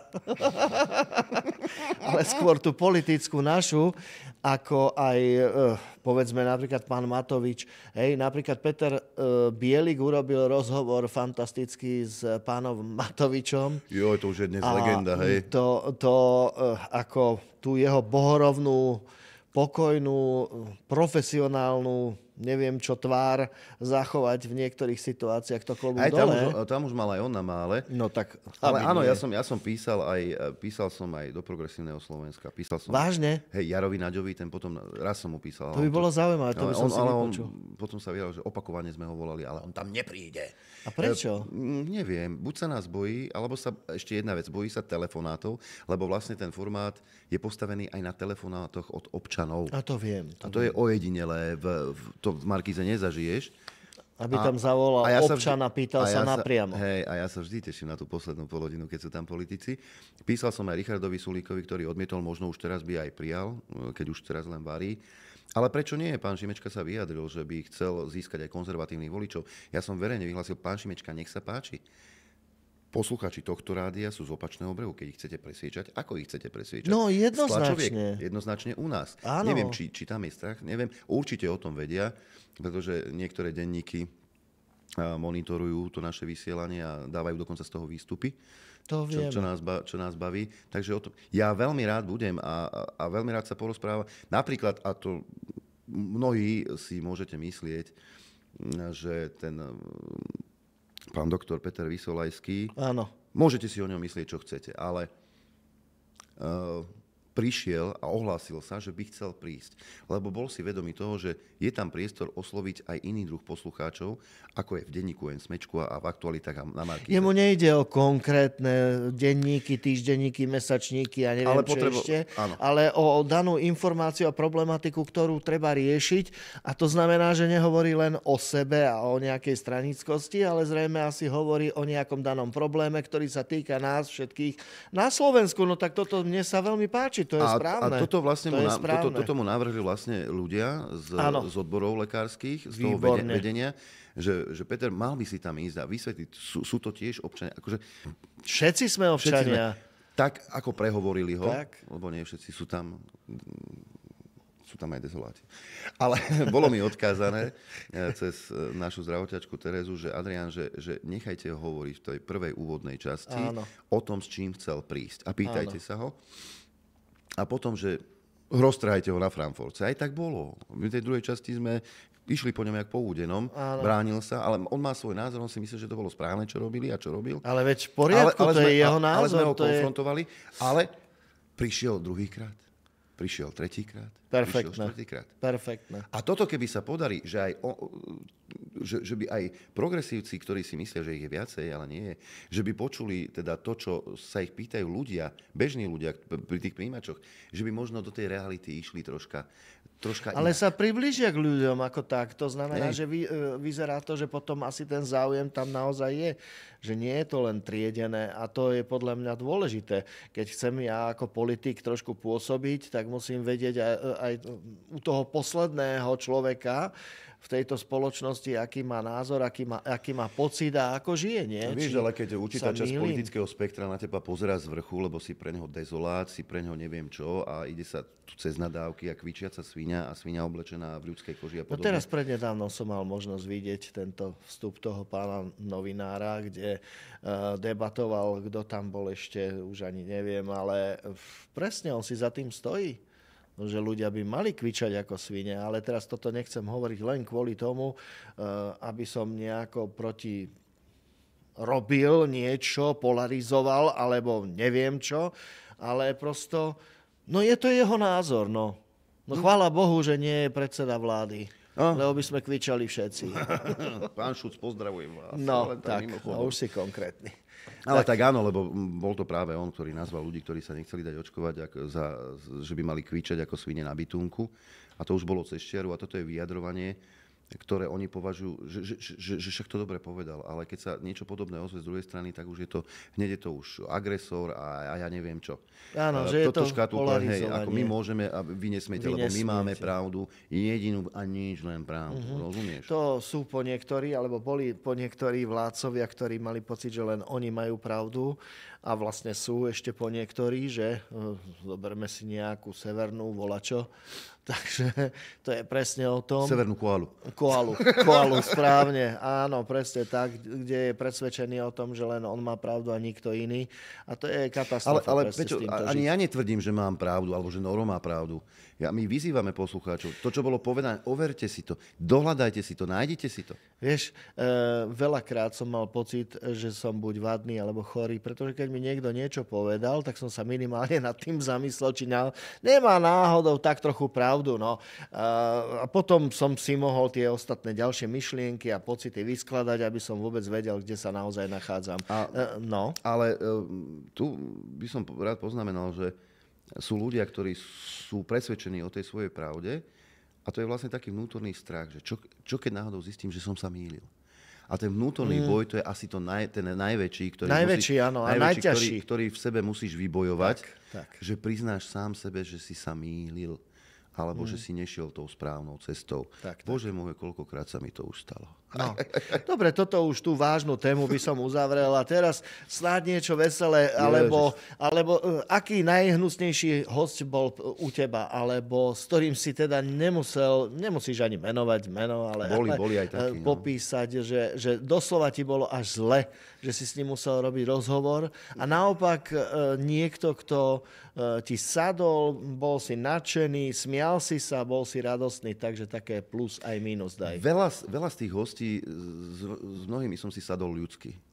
Napríklad pán profesor Štefan Hrušovský, vážená kapacita, po vysielaní mi podal ruku, že Adrián, potýkajme si. Akože. To je krásne. A ja, že človek, nebláznite. Ono mi hovorí, víš čo, keď už potrebuje vymeniť pečenku, vybavíme.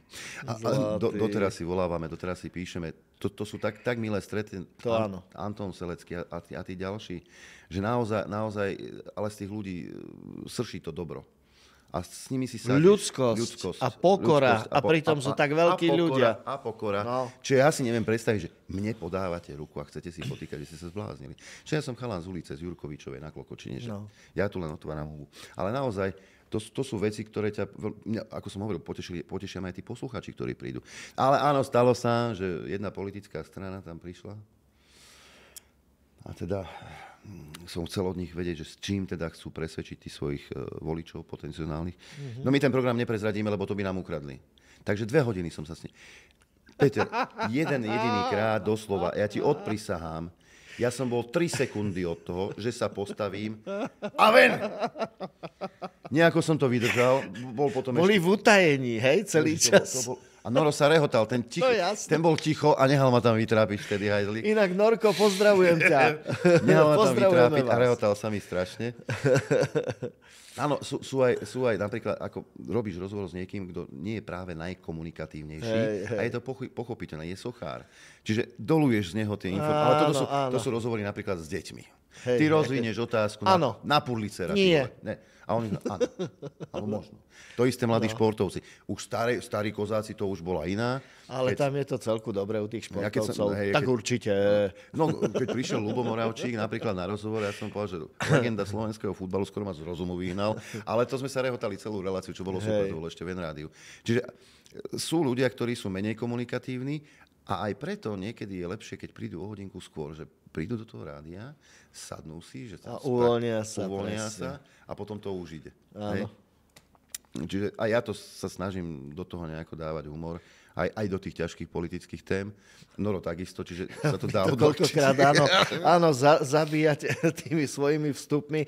No, úžasné, ako sa napríklad Noro lúči s ľuďmi, hej. Tak, šťastnú a veselú dobrú noc. Šťastnú a veselú dobrú noc. A mnohí sa ma pýtajú z tých hostí, že prečo to takto je, že či sa nepomýlil. Nie. To je totiž to tak. Každý moderátor má nejakú prúpovídku. Áno. Bohemizmus, ale prúpovídku. Áno. Ktorou buď začína ten vstup, alebo končí. To sa ti normálne vypáli do hlavy. Dokonca, už som spomínal Nora Dolinského, on odišiel z Expressu a išiel do Rádia Viva. Tam boli normálne vstávky, že do koľkých minút v Rádiu Viva povie, že počúvate Rádio Express. Neviem, už si to, Noro, prepáč, ale stalo sa to. A to máš vypálené slova. A tým, že Noro robil večer, tak vždy sa lúčil práve s tým, že šťastnú a veselú dobrú noc. No a teraz sme začali spolu robiť ráno. A to prvé ráno, on zadrel, že šťastnú a veselú dobrú, ja som začal strašne rehotať. A si to uvedomil, že čo sa stalo? No pokiaľ tu bude Matovič, tak budeme mať noc furt.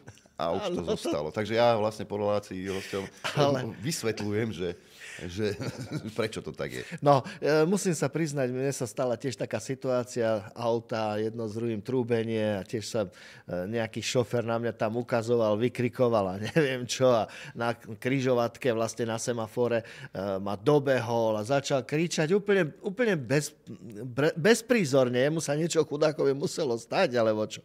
Ja v tej chvíli držím taký poker face a nič. Nemám emócie na tvári. Ale faktom je, že dal som si to okno dole, aby som si všetko vypočul. A ako išiel a zistil, že moja reakcia žiadna prosto. A tak si len videl, jak išiel z toho... Vieš, padal. Nie, on si uvedomoval, že žiadnu odpoveď nedostáva. Tak na ten záver som presne povedal, tak prajem vám šťastnú a dobrú noc. A sa vytiel som okolo. Počuj, on potom držal poker face a viac si nepamätám, len s tým som odchádzal, že on takto pozeral a nevedel, čo si má myslieť. No takže, milý Norko, ďakujem ti veľmi pekne za dobrý návod, ako pristupovať k ľuďom, keď sú naozaj v strese a sú zúfali, lebo tak to niekedy je prosto s nami ľuďmi. Výborné. A nejaké veselé príhody a zážitky? Veselé príhody a zážitky. Napríklad my, to som ešte neprezradil, my občas chodíme aj na golf. Je to taká zvláštna vec, ale môžem povedať, že ľudia to berú, že to nie je moc veľký šport, že to je nuda, že to je snobarina. No, keby ste videli tú našu snobarinu, nás dvoch, čo to vlastne je, ten golf, naše paródia na golf, to sme my. Ale áno, mnoho ľudí si myslí, že ten golf je drahý. Áno. A čo členské koľko stojí? No 69 eur ročné. Tak, ročné 69 eur. No ale to vybavenie musí byť drahé. No, tak pre začiatočníka je za 300 eur. Áno. Alebo ja som... Komplet. No. A to na bazáre kúpiš úplne za smiešné peniaze. Ešte menej možno. Na začiatok ti stačia. A ja som teraz kúpil veľmi dobré palice, jazdenky za fľašu koňaku. No, tak vidíte. A ja zasa môžem povedať, že ja som v podstate začal hrať golf kvôli tomu, že jeden môj dobrý známy raz sa tak zastavil za autom pri mne a hovorí, počúvaj, tak čo, už si urobil zelenú kartu, lebo keď chcete hrať golf, tak musíte si najprv urobiť vodičák na golf. To je vlastne vodičák na golf, potom vás pustia na to ihrisko. A ja hovorím, vieš čo, ešte som si neurobil žiadnu zelenú kartu. A on mi vraví, no tak vieš čo, tu máš palice. Vytiahol z kufra, tak to mi dal aj s bagom, čiže s celým tým obalom. A hovorím, neblázni, čo, ja teraz nechcem palice, čo ti mám za to dať? Alebo čo za to chceš? A on mi hovorí, nič, len jednu vec, aby si hral golf. Ale je to... Tak, ja som to urobil už 5-krát takto s ľuďmi. Vždy, keď som mal tie svoje palice aj s bagom, tak vždy som ich niekomu daroval. No nekupuj si, však tu máš palice, je to približne sme tá istá výška, zahráš si a potom, keď budeš chcieť lepšie, tak si neskôr dokúpiš. Hej, presne tak. Ako, naozaj to nie je snobárina a už dnes je to naozaj šport, ktorý ja neviem, 9 v týždni, keď si chceš zahrať, zaplatíš 25 eur a 2,5 hodiny sa motáš po ihrisku. No kráčaš. Kráčaš a skúsiš do akvaparku, zaplatíš 40 eur a ešte si len prešiel bránou. No, presne tak. A ďalšia vec je, že tam naozaj vypucuješ hlavu, lebo sa venuješ tej hre. A si v prírode a s tými, ktorými chceš byť. Ja mám kamaráta, mnohí ho poznáte, nebudem ho menovať, mal vodičák na golo, ešte nebol na veľkom ihrisku a že ja ťa zoberiem. Kopec veci musíme prebrať, kopec veci. A my sme odohrali tú 9. jamku, sme si podali ruky, ak sa patrí. A on mi hovorí, že Adrián, že ale veď my sme nič neprebrali. Hovorím, vidíš, o tom to je. A o tom to je, presne tak. A nájdeš tam kopec kamarátov, aj poslucháči hrávajú. Mám takú partiu aj dôchodcov 70+, ja ich mám veľmi rád, lebo s tým je veľká sranda. Dokonca som hral s pánom, to bol originál Angličan, Dave, rok výroby 1938. Čože? Áno, Pánečko. Ale ten hral jak malý boh, však Angličan. Číslovky vedel slovenské. Keď som sa opýtal, koľko ti zapíšem, Dave rozumel, 4. Zlatý. Takže, a tam som aj postretal kopec ľudí. Kopec som sa podozvedal, lebo aj tí ľudia robili v štátnej správe, aj pod Matovičom. A sú tu aj poslucháči, čiže sa podozvedám rôzne veci. A je to zase len o ľuďoch a hovorím, že ja som si tiež myslel, že ten golf je fakt drahá vec. Ale keď som zistil, že nie je a že je to vlastne super relax, ja tiež, keď sme sa sťahovali do Šamorína, majiteľ, čo nám predával ten dom, hovoria, dobre sa vám bude bývať, lebo viete, ako tu máte akože ten X-bioniek a tuto kúsok máte golfové ihrisko skutočne 2 km vzdušnou čiarou. Dronom tam chodím pozrieť do hra.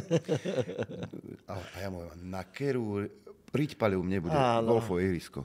No to som nevedel, že mám aktívneho suseda, ktorý si pokazil nohu, nemohol hrať badminton, tak hľadal náhradné riešenie. A naozaj sme po bazoši nakúpili, ja som nejakých 70 eur som si nakúpil palice, ešte som aj nevedel, ktorá je na čo, ale mal som. Hej, celkom nás to chytilo a je to pohyb v prírode, vymažeš si hlavu a aspoň niečo robím, keďže tie moje kolená už po tom futbale naozaj nefungujú. A hlavne sa smejeme. Ježiš, s týmto pánom sme boli na turnaji, to sa volá, že Texas, kde hrá dvojica spolu proti ďalšej dvojici. A ja si hovorím, lebo tí, čo neviete, handicap je vlastne číslo vašej výkonnosti. Čím vyššie číslo, tak tým ste horší hráč. A ja som mal v tej dobe, tuším, 36 handicap a Peťo mal 17. No tak, 17, nejako, to je jedno. Toto je ono. Dnes to bude na bedňu. Prdlaj, sme sa rehotali 18 jamiek. Tí, čo s nami hrali vo flajte, nezahrali tiež nič, lebo tí sa rehotali na nás. No. Čiže sme sa krásne zabavili. 6 hodín na ihrisku, potom sme posedeli chvíľu a fakt viete si pri tom oddychnúť. Keď bývate pri golfových ihriskách, chodte to len vyskúšať, naozaj to stojí za to. Viete si oni vám tie palice. palice aj požičajú, absolútne. A zábava je to neskutočná. Zoberte deti, manželku alebo manžela a normálne pokojne choďte a zabavte sa. Stojí to za to naozaj. Doporučujeme, Pokračujeme po prestávke. No, ja si myslím, že sme toho povedali dosť. A po prestávke si môžeme dať tie fóry, čo som porobil, ešte nech je to zábavné. A po prestávke dáme fóry. Tak. Z vesela pokračujeme. Áno, presne tak. Pokračujeme z vesela. Takže napríklad taká prezývka. Mňa prezývajú Baťko, Banán a kadejáko. A to už aj nemáš rád, čo? Banán. No, vieš čo, nie, už mi je to jedno. Už naopak, už som došiel do štádia, že už mi je to jedno. Ale toto ti prísklo a jednoducho dosť tvrdo, no. A ty máš nejakú prezývku? Ja som nikdy nejak extra prezývky nemal, ale u cestárov, keď som robil, mal som 2 prezývky. Jedna bola, to mi Novozánčania dali, že Cindy. Cindy? Hej, lebo nevyzerám na to, ale ja som nosil takto vlasy. Ja som blondiavej Joy Tempest. A keď som robil, tak som mal vlasy v cope. A mali sme, medzi Novozámčanmi bol jeden taký, čo robil dlážbu, len dobre nevidel na jedno oko, mu otvorkol kameň. No a keď sme, lebo ja som robil u elektrikárov, verejné osvetlenie sme robili, tak sa kopala jama. máš 1,80 m, meter krát meter, jeden štichuje, jeden vyťahuje, jeden oddychuje. Tak som fajčil, sedel som na múriku, on jak zle videl, tak prichádzal, ja s tým copom som tam sedel a prišiel. No, kúkam, že aký štetko tu vedľa nich sedí. A to je hen ten debil. Však vyzeráš jak Cindy. Tak odtedy ma všetci volali, že Cindy. Ale aj tie dlhé vlasy, čo som mal vlastne, tak to mi prišla prezývka, že Dimo. Lebo vtedy išla taká rozprávka, že vesmírne dobrodružstva francúzska, 77 dielov to malo. Tam pobehoval taký malý chlpatý a s gitarou na pleci. Aha. A vykrikoval furt, že Pipo Dimo. A bral som si gitaru na týždňovky, však čo po večeroch, hej, tak som si brnkal v okne. No a ešte sme mali strojníka, Števo, a volali sme ho Pipo. A občas som sa naučil na tom hone jazdiť a občas Pipo, keď si drunkol, tak som ho prevážal. Tak išiel Dimo. Tak išiel Dimo. Tak Pipo Dimo, tak z toho zišlo Dimo. Takže, a ja som dokonca... To bolo tak, že mnohí z cestárov nevedeli, ako sa ja volám občianskym menom. Ja som bol pre nich Dimo. Dokonca sa mi stalo, že raz som mal na výplatné, lebo to neboli že Dimo. No aj výplatná tá obálka, čo bola. Áno. Dimo. Tam som prezývky mal, ale potom sa ma to už ani tak nelaplo, tie prezývky. Úžasné. Už len hovado. Na nejaké veselé príhody alebo zážitky. Ježište, ale tých je strašne veľa aj v Nitre, čo sme povyvádzali. Hej. Na námestí v Nitre. Vlastne pri divadle, tam bola fontána, nebola funkčná. No čo nápadne somárov starých, no sme boli mladí chlapci, mali obľúbený podnik Pipi Grill, tak my sme si zobrali odtiaľ stôl plastový. Do tej fontány sme si dali ten stôl, vyzuli topánky, ja si močili nohy, bolo teplo a čašnička nám nosila, dones nám ešte ďalšie 4 piva. Dokonca, ja si pamätám, a to nebol môj fór, ale to bola partia, to sú moji kamaráti, ktorí chodievali do Slovana vtedajšieho. A to neskutočné zdrby, čo oni robievali. Ale bolo obdobie tabla. Hej? Tak si nechali spraviť tablo, že 4. EZOU konzumná, odbor Rumár Pivár, 4. C, nová skupina, fotku triedneho, tam capli výčapníka a potom všetci ostatní. Čiže my sme boli taká veselá partia.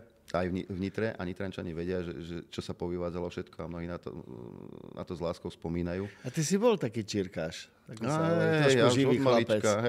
Ja som bol za každú Aké si mal detstvo? Ja v pohode.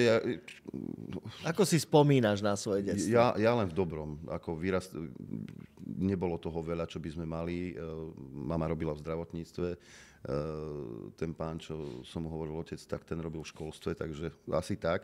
Ale šťastné, veď ráno o 8 si vypadol z baráku, rozumieš ma, cez prázdniny a si sa bál ukázať pri dome, aby ťa mater nestiahla domov.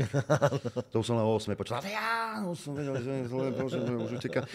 Krumple sme chodili do pivnici, piekli sme si to kdekade. Vodu sme sa chodili do krčmy napiť na hajzle. Na bicyklo sme polietali, rozbité kolená. Skrátka, zdravé detstvo, čo ti mám Krásne povedať? Žiadne somariny, mobily. Veľa som čítal, čo nevyzerám, ale hej, to som zdedil po mame. Strašne veľa knížiek. Tiež milá príhoda, som si zlomil ruku, som chodil na rehabilitácie, už som sa nehal ostrihať do hola, lebo už mi kúty išli. Dosť blbo s tými dlhými vlasmi sa to kombinovalo. A ja som ti, ešte mobily neboli, ja som ti chodil na tie rehabilitácie, tak kým je na mňa rad, lebo za každým bol sklz, knižku a čítal som si, hej. Ja každý deň som prišiel s inou. A tej babe to už nešlo do hlavy, že prosím vás, a to tu včera ste už prečítali, hej, to bolo Leporello. Sprostá otázka, ešte sprostejšia odpoveď. A to isté, na vojnu som išiel o rok neskôr ako moji rovesníci, lebo nás bolo vtedy strašne veľa. Takže oni už prichádzali do civilu. A ja som ešte len nastupoval na základnú vojenskú službu. Išiel som do Bratislavy, myslel som si, že som mal napísané na podostojnickú školu do Popradu, strelec S2M. A ráno rozdelenie Repčok, Michalovce, veliteľ minometu. No to som aj potom písal. Radosť, čo? Som volal mame o tom, že a kde si ho v Michalovciach? Nepublikovateľné, čo mi povedala. A hovorím, napíš si adresu. Vojenský útvar 8700, Michalovce, okres Moskva. Ale paradoxne na tie Michalovce spomínam najviac, ale aj na tú Bratislavu. Dokonca s niektorými som aj v kontakte s chalanmi, čo sme boli na vojne. Teraz, predvčerom, mi fotku posielal jeden z nich, Miťo Mazin. Týmto ťa pozdravujem. Takže to detstvo, fasa, potom som vlastne začal robiť na týždňovkách, potom prišla vojna a potom zase týždňovky, ja som sa potom ako 22-ročný oženil. Čiže... A skoro, hej, človeče. 22-ročný, ale to k tomu to znamená... A ešte ste stále spolu? Nie, už... Pardon, aha. Už som druhýkrát... Tam nejaké zmeny nastali? Už som druhýkrát ženatý. A Noro bol na svadbe, mi podával ruku, keď mi gratuloval. Čo si na prvýkrát nepochopil? Takže, no. tak, ale fajn, detstvo bolo super. A vlastne, keď som sa rozviedol, vtedy som si buchol do stola, že idem robiť do toho rádia. A tam, napríklad v tom N-rádiu, tam sa robil Alenky náučný slovník. Pamätáš si možno, kedy to bežalo v Československom rozhlase v Bratislava. To bolo v jednej relácii, to bolo u Eleny Vácvalovej. Áno. A ja som, že trošku to oživím, tak naozaj som si zobral mikrofón a išiel som na základnú školu, kde som chodieval aj ja. Keď som prvýkrát prišiel, moja bývalá trina pani Vidanová tam plávala a spievala si ešte 22 dní. Áno. A čo je, ako máte to volať? Nie, 22 dní a idem do dôchodku. Keď ste vy boli malí, na vás som zreval a ste sa zasrali až za ušami. Najväčší trest, zavolám ti mamu do školy. A to som stuhol, hej, to bolo najhoršie, čo mohlo byť.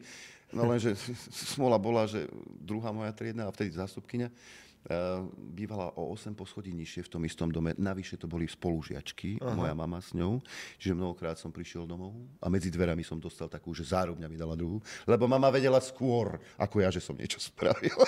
Takže, ale aj toto bolo super. Takže stredná škola,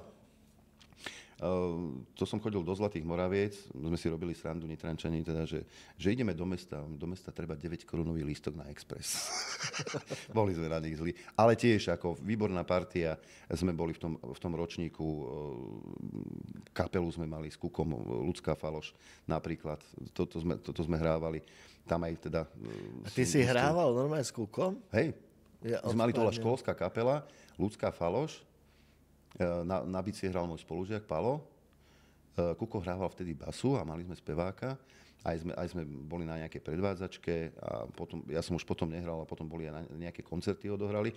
A vlastne Kuko išiel na vojnu, teda prišiel z vojny, ja som išiel na vojnu, ja som sa vrátil po vojne a teraz idem a vidím stĺp, že plagáty a že na kúpalisku bude hrať kapela Horký, že slíže. Hovorím, takto drbnutý názov mohol napadnúť jedine. Ale aj tak bolo. A dokonca sme robili spolu reláciu v N-rádiu. Sa to volalo, že Logická hádanka. Sme si pozývali ľudí, a to sme 2 mesiace chodili s Kukom po krčmách a dávali sme tie hádanky ľuďom.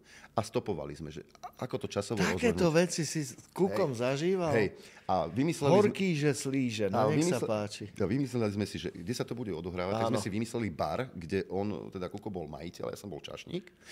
A ten bar sa volal, že Mŕtva činčila, bol na Kremačnej 2 v Nitre. Vieš, ako som si vyrábal podmasty? Ja som zobral normálne nahrávátko s mikrofónom, som prišiel do hospody, to som vyložil na skriňu, šupol som 4 piva, 4 hodiny som mal nahrávky, čiže som to vedel meniť.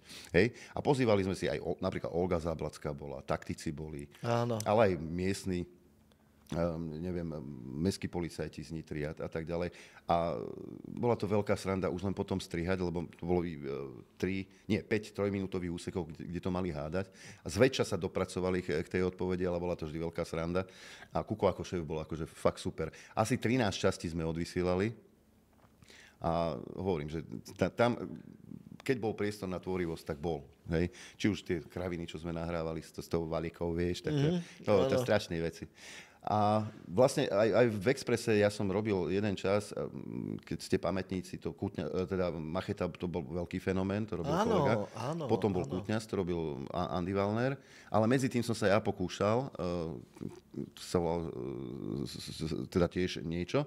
A ja som ti volal, a zo pár fórov sa mi podarilo dobrých, lebo ja som volal som na ministerstvo kultúry. Nie, školstva. Lebo pani, nebudem spomínať, ktorá bola vedúca vydania spravodajstva, mi hovorí, počúvam Adrian, však tí politici, keď sa idú vždycky nažrať volade, keď sa niečo otvára. Ale čo keď sa niečo zatvára? Tak som ti volal na ministerstvo školstva. Volal som na ministerstvo. Dobrý deň, prosím vás, ja som z obce Kriva, že viete čo, že mám takú prosbu na vás, lebo by som chcel pána ministra pozvať, lebo školu zatvárame, čo sme v 53. boli otvárali, viete. No a teraz zatvárame, málo kde tvákov máme, aj páska sa bude zlepúvať, čo sa bola vtedy strihala, viete. Aj hriatvu navarieme, aj dievke prídu. Sused prasa bol zabil. Sused, ona sa smiala celý čas. aj sused prasa zabijú a tak. A vy ste starosta? Nie, ja som školník. Mne tak pani riaditeľka nakázali, že by som pána ministra zavolal. A starosta sa ako volá, len Krivý. A obec Krivá. A to prečo? No, pán starosta už 3. generáciu tu býva a keďže chce byť ako lokál patriot, tak si aj meno bol zmenil. Ukončili sme, hej. Pozvanie padlo a ona mi hovorím, že prepáčte, že ja som Adrián Repčok z Expressu, že toto je for. A ona mi, ja som vám to všetko zožrala aj z naviaku. Preto nebojíte do červieho, že zatvárame koľko? No to by bolo oslav teraz na Slovensku. Čo sa všetko zatvára, že? Alebo som volal do veľkého medera primátorovi, lebo že s komárami máme problém u nás tam na Lazo. Viete, sňahy zliezli a strašne sa nám tak kravy ošívajú, do krvi sa škriabu. Také komáre, no niektoré jak ruka sú. Však vy tam v tom mederi máte skúsenosti, ale on už asi tušil, že to nebude len tak. Tak mi poradil, že čo, ale tiež vynikajúce. Alebo som volal, to bolo pred voľbami v 2006, keď sa tvorili kandidátky, tak HZDS chcelo niekoho známeho na kandidátku. A čo bol fór v tom, že ja som nahral akože vynikajúci rozhovor, ale som zbadal, že ja som nenahrával. No, tak nič, druhýkrát. A už sa len modli, aby to vyšlo ešte lepšie. Stalo sa. Dostal som k telefónu až pravú ruku Vladimíra Mečiara. A teda som volal, že by som chcel ísť na tú kandidátku, lebo mňa v dedine všetci poznajú. Ja drevo zvážam, aj pána Mečiara poznám. Raz bol u nás, tuto sme spolu pili.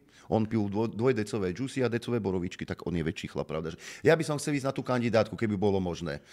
Ja by som vám pomohol, naozaj. Ona mi hovorí, že ale viete, že už je neskoro, že už tá kandidátka bola podaná. A hovorím, hej, a o 4 roky by sa dalo? Ja aj do štruktúrov sa budem tlačiť. Fakt, naozaj, aj straničku, knižku. A ona sa tak ako bavila a tak. Hej, sme skončili, zase som sa predstavil. Ona hovorí, pán Repčok, viete čo, toto bolo vtipné, ale nie ste prvý, čo by chceli za to kandidátku.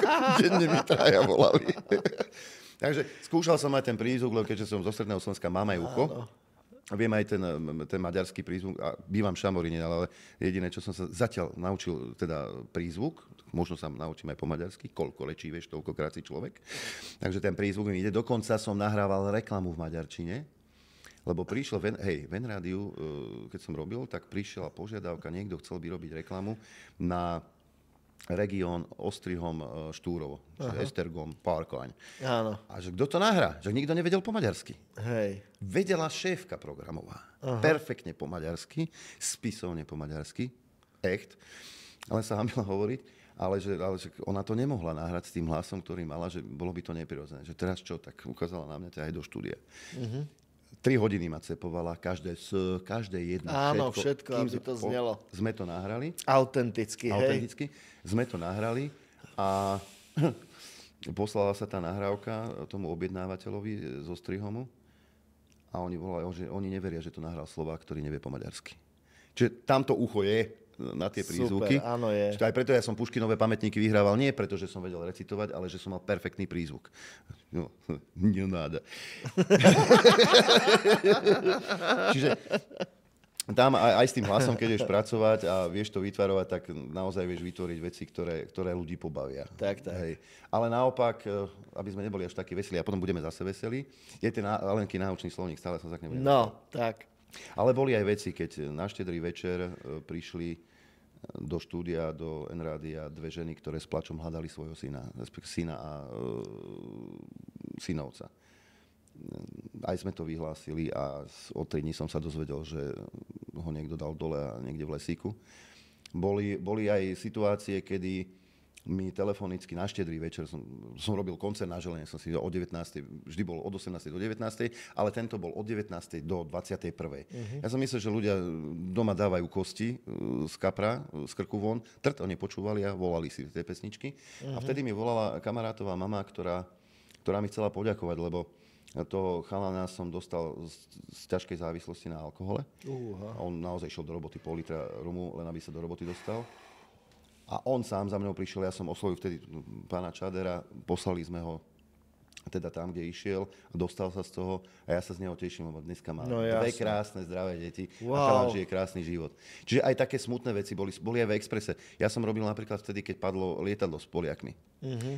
Keď bola tá nehoda... Myslíš s tou vládou kompletne? Keď bola napríklad tá nehoda autobusu v Polomke, kde bolo 13 mŕtvych. Hej. Takisto som zažil, že mi volal v noci, to bolo asi ráno o 3:00, lebo už som bol vlastne v rádiu celom sám, aj som si telefóny dvíhal, aj som mixoval a hlásil ten dopravný servis, kde mi volal chlapec v totálnom šoku, že preboha, zavolajte sem niekoho, tu sú 4 mŕtvi. Skutočne tam boli 4 mŕtvi v aute v jednej škodovke a on v takom šoku, že nevedel, čo má volať, tak volal do dopravného servisu. Alebo bol prípad, kedy, a to sme mali mimoriadne dopravné servisy, lebo to bolo treba dať hneď von, či bolo auto v protismere alebo tak. A tiež bola situácia, že pani 50-ročná s dvoročným vnukom išla za Trnavou do Cífera, úplne v tmavom, nebolo ju vidieť. Tak som to hlásil 2-krát, až potom prišiel telefón, že chalani už nie. Ja som ho nevidel. Ty kokšo. Takže boli aj takéto veci a pamätám si aj deň, kedy to bolo 17. november, bol vo štvrtok, čiže v stredu národ sa sťahoval domov. A to bolo vlastne ráno, tí 4 v tej škodovke, lenže za ten deň na našich cestách zomrelo dokopy 10 ľudí. Lebo strašne pršalo, samozrejme. Áno. Brzdím, jak na suchej, nie? Áno, presne. A to boli veci, ktoré niekedy... Ale zase na druhej strane bolo vtipné, keď som hlásil mobilný radar, zelený Passat, nezabudnem do smrti, na D2 medzi Malackami a Bratislavou. Odhlásil, vrátil som sa. Už som tam bol sám, už som si dvíhal telefóny sám, lebo cez deň sme mali asistentov. A zdvihnem telefón. Počúvaj ma, už nemusíš hlásiť ten mobilný radar. No to som ja, už som doma. To vážne. Hej, a vieš čo, keď vidím, že má naladený Express, tak mám nám 2-krát takú pokutu, lebo debil vie, že som tam.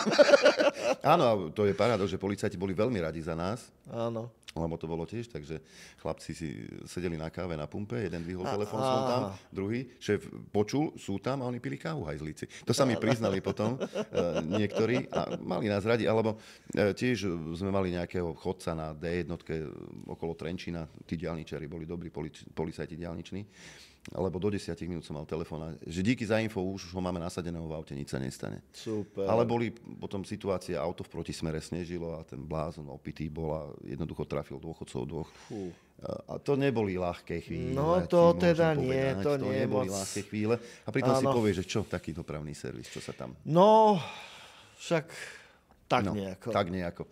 No ale poďme k tým veselým príhodám. Ten Alenky naučný slovník. Ja som si teda išiel na tú školu a vybral som si druhákov, tretiakov.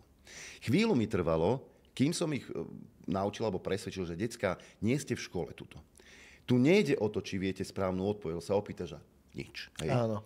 A vybral som si teda tie cudzie slova. Decká, ja chcem od vás, aby ste mi povedali, čo si pod tým slovom predstavujete. Pochopili a bola to veľká sranda, čo som musel pedagogicky zvládať, lebo niekedy by normálny človek vybuchol do takého rehotu, že dovidenia. Áno. Tiež som mal, že čo je to buržoázia. A on taký malý vyšavý a hovorí, že vieš čo, buržoázia to je taká ďaleká krajina, kde všetci strašne kradnú. A takéto odpovede, a ľudia to mali veľmi radi. No jasné. A ja som išiel podľa ABCD a tí hajzlíci sa mi začali učiť. Ale prišlo k Ečku a už som skončil s tými slovíčkami. A ostali sedieť, že čo je decka, však máme fajn, oni boli radi, lebo hodina voľná. Ale nebola ešte ejakulácia. Druháci. Hovorím, som zapol nahrávatko. Dobre, daj. A oni si to pomýlili s evakuáciou. A s deckami to sa najlepšie robí, lebo napríklad aj v Expresse sa robila taká vec na Vianoce, že sa vyhlásilo, že deti, ktoré neposlúchajú, že im zavolá Ježiško, tak rodičia posielali ako svoje kontakty a tak. Áno. A ja som robil toho Ježiška, ktorý volal tým deťom. Malo to veľký úspech, deti na štedrý večer sedeli pribité na gauči, báli sa aj dýchať, len aby Ježiško večer prišiel. A tak som potom akože zmenili hlas ešte už véteri, ale už len s týmto hlasom bola predstava toho dieťaťa, že ozaj volá Ježiško.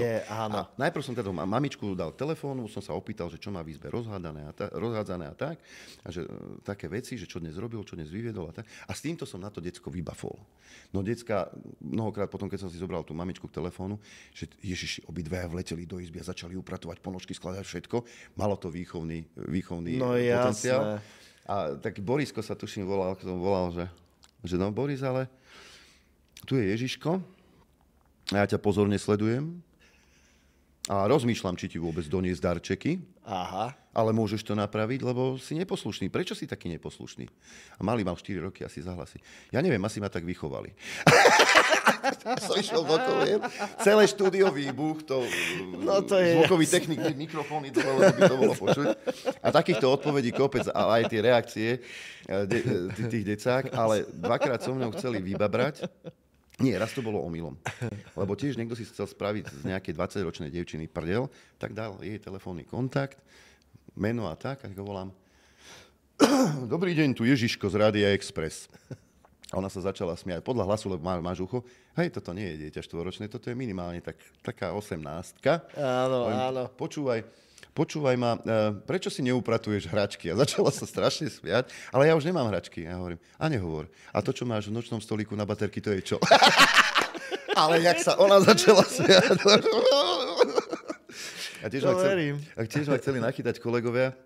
Moja dcera sa volá Viktória, vtedy tiež mala 10 rokov a už mi začalo byť podozrivé, že sa niečo deje, lebo nevytáčala produkčná telefón, ale Míro, ktorý sedel za mixom. Hovorím si, toto niečo ako nie je s kostolným poriadkom. A teraz sa mi ozval hlas, ktorý som identifikoval ako oveľa starší ako 10-ročný dievča. A že tu je Viktória, a prečo neposlúchaš a tak a tieto moje. A zrazu vytrhol jej otec vlastne ten telefón. Kto si? Hovorím, tu je Ježiško z Rádia Express. Jaký Ježiško? A ty ale toto? A už som vedel, koľká bije. Môj kolega Ozo, hovorím, počúvaj ma sem ty. Z koho si ty ideš srandu robiť? Ty kokos, že jak si vedel, že som to ja?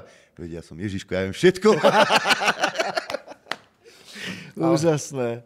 A naozaj sa porobili veci, že prišiel nápad o 2:30, o 17:00 to išlo do vysielania. Robili sme aj rôzne nahrávky, že sme kolegov chceli nachytať. Martin, odpust mi to, ale tiež sme chceli nachytať nášho šéf-moderátora, lebo u nás sa pesničky hrali na základe, u nás, vidíš, ešte stále som niekde v Expresse, hrávali pesničky na základe call-outov a len tak sa dostať do vysielania bol problém. A že čo na neho vymyslíme? Tak sme sa spojili s Robom Miklom, že Robo, počúvaj, toto a toto sme vymysleli na Martina, že poďme to nahrať. Ja ti odprisám to štúdiu, kde sa to nahrávalo, tam bolo asi 20 ľudí, každý slúchatka nejako, aby to počuli. Áno. A tak Robo padol do role, ty kokos, no národné môže ísť do prdele. Počúvaj ma, že Martin, že vieš, že ak sa má toto, tie zdvorili sa frázy, že počúvaj, Martin, mám nový album a že ja by som ťa chcel poprosiť teda, že či by ste ho nehrávali. A Martin hovorí, že ale Robo, takto to u nás nefunguje. A že Martin, že sme kamaráti, nerob, vieš. A potom už teda, že nie, Robo, ako, prepáč, ale tak to naozaj nefunguje, tu sú určité postupy. A Robo hovorí, no tak dobre, tak mohli by za tebou prísť aj takí chlapci, takí svalnatejší, potetovaní holohlavy. Zložil telefón. A on tomu vlastne uveril. Takže zožral to aj z navijákom. Vedeli sme si robiť aj také interné fóriky. Noro Dolínsky by vedel rozprávať, keď som si počas vysielania nasadil masku Toma Cruisa. Úplne zamrzol. Alebo sme vymysleli taký fór, že sme dali krabicu von, pred to sandále, a na to zábrele sme dali tabuľku, že som neviditeľný, pomôžte. A to furt sa niečo vymýšľalo. A niektoré nie sú ani publikovateľné. No jasné, rozumiem. Alebo raz sme nahrali, som napísal text, Braňo Mojsej v tej dobe mal to obdobie, išiel na Prednú horu, tak som napísal text, teda o tom, že ako on nechce byť na Prednej hore a že chce nahrať CD-čko a taká milá na pieseň tu v dome. Aha. Ja chcem byť v dome. Áno. Áno, to bola... Áno. No a lenže Braňo podpísal revers. Po 6 dňoch, tak do šuflíka. A išiel 1. apríl, a prečo by sme to nevyužili, tak sme to nahrali. Ešte kolegyňa naspievala ženský part, spravila sa okolo toho show, naspievalo sa to, pustilo sa to von. A po obede dobehol Braňo s kamerou, ešte si smarky som mali, a naháňal chudáka Doda Kuriláka, lebo si myslel, že to naspieval on. Ja som si to aj naspieval. Čo sa už dnes už ako sa málo kedy vidí, áno, presne. Sám čudujem, lebo naozaj písal som kopec textov do tých uputávok a súťaže, čo sme mali. Tam sa písali texty. Niektoré som si aj naspieval, niektoré dokonca aj získali nejaké ceny. Si pamätám, to bol rok 2010, keď náš šporťák bol v Moskve. A na to sa nahrávali uputávky na tie majstrovstvá sveta v hokeji. Malo to veľký úspech. A toto ma bavilo, to písanie textov, to tvorenie. Ja som bol schopný napísať 10 textov k 10 veciam behom 3 hodín, to si normálne stiahol. Najlepšie sa robí pod tlakom, keď 2 mesiace máš termín, príde termín, tak ráno už píšeš. A tiež Peťa za mňou prišla s tým, že príde Kuli na rozhovor a že takú uputavku spievanú si vymyslela, ukázala mi text, že čo si o tom myslíš, že toto nie, vieš čo, ja ti napíšem iný. A kedy prídeš? Za 10 minút. No, díky. Ale za 10 minút sa mi to podarilo vypotiť. Čiže vedeli sme si urobiť prdel, a či už to bolo v tom Menrádiu, či už to bolo všade, kde som robil, alebo v tom Expresse, vedeli sme si urobiť prdel aj zo seba. Ja si myslím, že to je taký dôkaz toho, že keď si sám zo seba vie človek urobiť srandu, že si sám seba váži. Tak, presne tak. A ja si možno ani nepospomínam na všetky tie veci, ktoré sa ponahrávali, tie fóry, jeden ma predsa len ešte napadol, lebo som volal Ivanovi Táslerovi, že som majiteľ eskortnej agentúry a že môj prínos pre kapelu, že pokračujte ďalej, aj Samo Tomeček bude rád určite. Tak som mu toto všetko predstavil a súhlasil, ale potom som sa mu musel priznať. No, ale to malo dohru, lebo o 3 roky neskôr začala s Ivanom Táslerom chodiť moja kolegyňa a ja som jej to poslal, ten rozhovor. Ale Ivan nie je taký. Takže takéto škodáčiny si človek vedel porobiť. Áno, kadečo. No tak ja si myslím, že čas sa naplnil. Ja ti, Adriánko, nesmierne veľmi pekne ďakujem. Držím palce, nech sa darí hlavne v tej infovojne a v tvojej práci. A ja pevne verím, že nie si tu posledný krát. Ja budem veľmi, veľmi rád, keď prídeš opäť. Ja si ešte toľko vecí pospomínam cestou. A budem rád. A to je presne tak, jak v štúdiu Juch, že respondenti odchádzajú. Však ja som 2/3 nepovedal. Presne. A presne toto predpovedám. Ja som naopak rád, že si ma pozval a ja som prišiel veľmi rád, lebo my sme si ľudsky sadli veľmi. A môžeme v tom pokračovať, môžeme si dať zase inú tému. A vôbec to nemusí byť o politike, nemusí to byť o infovojne. A som rád, že tento tvoj projekt vznikol, že robíš to, čo robíš. A ja ti veľmi držím palce a urobím všetko preto, aby som ťa spropagoval. Ďakujem. Tak to bude také vzájomné. Ja si myslím, že si táto tvoja práca a toto, čo robíš, si to zaslúži, aby sa toto stalo čo najviac ľuďom. Ja ti ďakujem veľmi pekne a všetkých vás pozdravujem. Ďakujem za pozvanie. Ďakujeme veľmi pekne a ešte taká malá otázočka na záver. Kedy ideme na golf? Keď sa oteplí, teraz mám mrznúť. Čaute.